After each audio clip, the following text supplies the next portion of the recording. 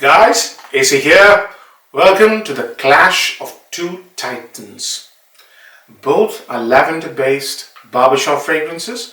Both are classic French perfumery at its very finest of French perfumery, if you like.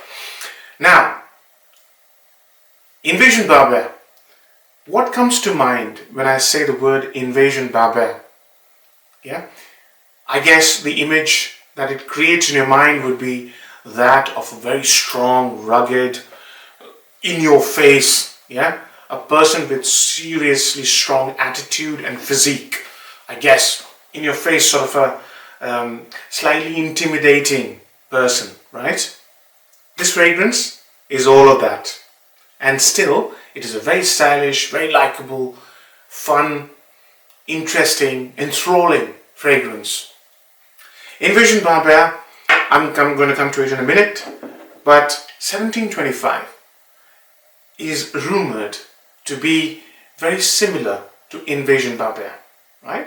So 1725, I've done a full review, do check it out. But in brief summary, I've called it a grand fragrance. I've called it a fragrance fit for a prince, because I got myself a compliment, which is one of the most profound compliments I've ever received. Now, let's talk about these two fragrances. I'm going to tell you the similarities and differences. So let's start with Invasion Barbare.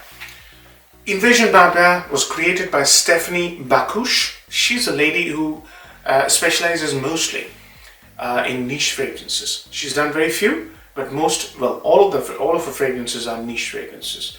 This was created in 2005, and how it starts off, well, I've done a spray which is about 35-40 minutes old, and then how it starts off is like a classical French men's fougere. So excuse me, it has lavender. Both are lavender based fragrances. It has barbershop like implementation of lavender, i.e. it has lemon and bergamot in huge quantities. It has lavender, it has patchouli, and it has musk. But when it starts off very thin. It starts off like a very thin, very strong leather. Thin as in layers, excuse me. It's not very dense. So thin leather, animalic leather with lavender, plenty of lemoniness and plenty of animalicness, almost as if civet has been used. Then comes in a beautiful combination of two herbs, cardamom and thyme, which provide spicy lemony lavender, classical fougere. And this is the X factor. It has this amazing violet leaf which smells like petroleum. So if I was to explain to you in a few words how the fragrance smells, it smells as if you've taken a shower, used very expensive soap. Right? So you clean, fresh and smell of soap. Then you go to your garage and there is this old leather jacket which has been sitting there and absorbing old petrol fumes coming out of your car stored there. Probably a very fine sports car. And it's a very sort of rugged leather with strong petroleum note along with all the notes I described. Does that make sense? So it's a very animalic leather with petroleum and fougere-like qualities. Very rugged, very attractive and extremely manly. Extremely manly. There's not a hint of sweetness, and the leather and the patchouli keep becoming very strong. So the fragrance progresses and becomes very strong. It's a super strong fragrance. Now, 1725. 25 minutes ago I sprayed it because I know this fragrance like the back of my hand. It's joy. It's a joy to wear this fragrance every time I wear it. Why? Because it uses a triad, a very well known, very well tested and very well liked triad. Lavender with vanilla combined with almond. There's also musk and there's also a very fine bergamot. I've done a full review, do check it out. But on face value, this is one of the most attractive modern barbershop fragrances with a huge X factor. Highly likable, extremely likable. Yeah. So the performance could be a bit better, but I don't mind because I'm so used to this fragrance. I know how to wear this and I know when to wear it. It's one of those beautiful fragrances that I called it a grand fragrance. I gave it a 10 out of 10. So let's talk about the similarities and differences in terms of why people call it a close relative of Invasion Barbare. In my opinion, there is very little similarity between these fragrances. Obviously, this came out in 2001. So if Invasion Barbare was to replicate or emulate that fragrance, it would be very obvious. Very little, very little. Probably the lavender, there's vanilla in Invasion Barbare as well. So lavender, vanilla probably give you a little passing reference, if at all. But these two fragrances have very little in common. And my reason for trying out Invasion Barbare was exactly that. I wanted to find out what are the similarities and differences. So in terms of wearability, now this is an extremely wearable fragrance. You can wear this in any weather. It smells amazing. Summer, winter, autumn, spring, rain, sleet, shine. This smells outstanding. Whole reason I gave it a 10 out of 10. Invasion Barbare is a different story. It's very difficult to wear it in any other temperature than 15 plus.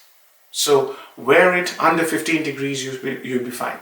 My experience, I tried it in autumn, when autumn was just about to set in, and that petroleum note drove me nuts for the first half an hour. It is so strong, combined with the thyme and the cardamom and lavender, it creates ruckus.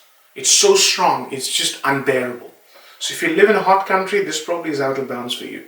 Unless you are always in an air-conditioned environment, then I think you should be able to wear this. But since I live in a cold country, I'm enjoying this immensely. I'm loving this.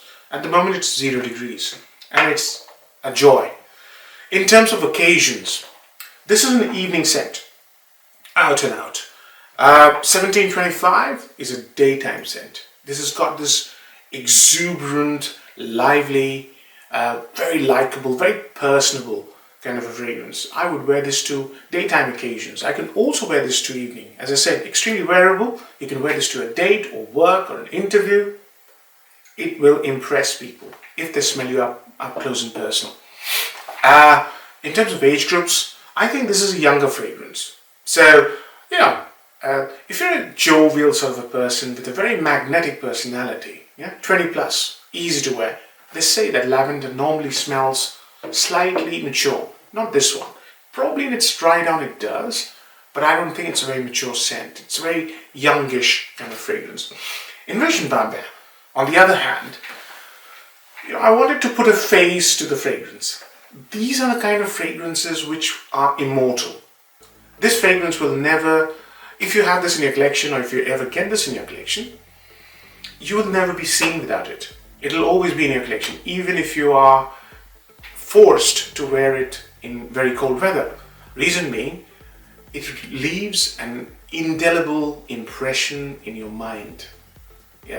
So this is an iconic fragrance, although with limited wearability. I'm going to give it 8 out of 10, and I thought of what face could fit this fragrance, and I thought of James Dean. Now, he was a petrolhead and he was famous for wearing these beautiful black leather jackets, and his name and his persona is basically synonymous with timelessness. He's gone, long gone, but he's always remembered as this renegade youngster, with boundless energy and charisma. An icon, really an icon. So this fragrance to me is equally enthralling, exciting, iconic. I will get a full bottle very soon. And when I do get the full bottle, it'll always be in my collection. So both these fragrances are titans, real titans, and worth sampling and see which one you like. I hope this comparison video helps clarify a long-held myth, and that is one is a copy or influence on the other. They're not. They're very different, although they're from the same house, same category, i.e. classical French leather-based, well, not leather-based, but lavender-based Fougeres. Hope you like this. Take care. Bye-bye.